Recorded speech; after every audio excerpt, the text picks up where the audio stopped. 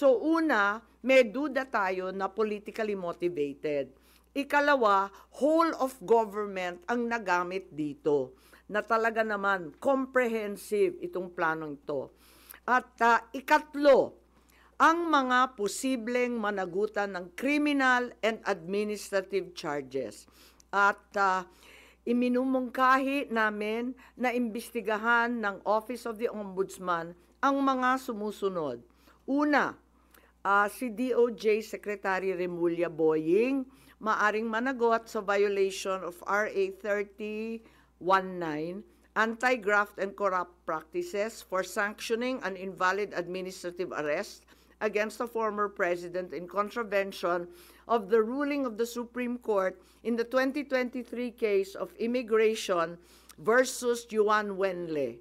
Maliwanag na napakadaming kondisyon, kwalifikasyon at requirement na isinaad ng ating Korte Suprema doon.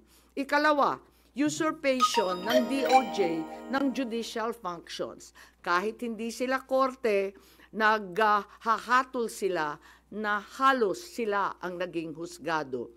Ikatlo, grave misconduct and conduct prejudicial to the best interest of public service. Ikalawa, baka managot din si General Romel Francisco D. Marbil, ang Chief PNP, sa arbitrary detention, Article 124 ng Revised Penal Code. Violation of RA 3019, Anti-Graft and Corrupt Practices for inducing or persuading General Torre to perform an act in violation of laws, rules, and regulations or an offense in connection with the official duties of the latter. Grave misconduct and conduct prejudicial to the best interest of public service. Andito rin sa mga nakalista at ayon din sa payo ni dating Supreme Court Justice na nagpayo sa atin na malahil si SILG Secretary John Vic Remulla ay maakusahan din ng arbitrary detention katulad nung iba. Violation of 319 for inducing General Torre and Marbil to perform an act in violation of the Constitution and our laws.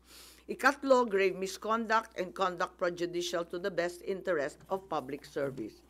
Ang ikaapat na maaring patawan din ng kaso ay si General Nicolas Torre III.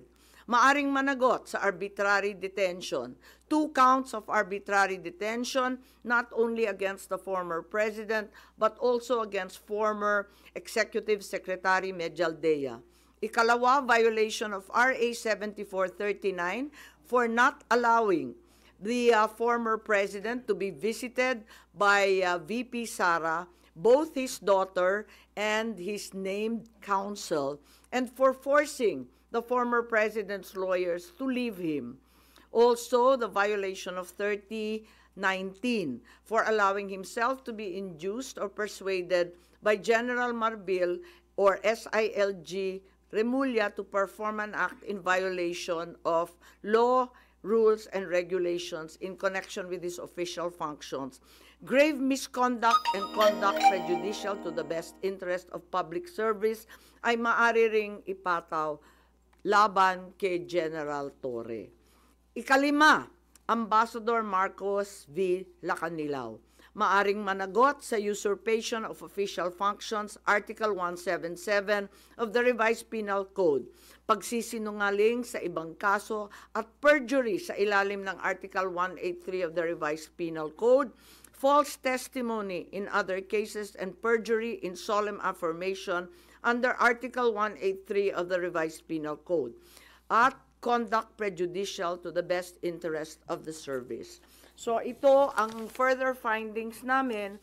Hindi ko masara yung investigasyon kasi marami pa ring mga issue katulad ng sinong tumulong sa ICC, yung tungkol sa eroplano na nanatiling bukas at masalimuot.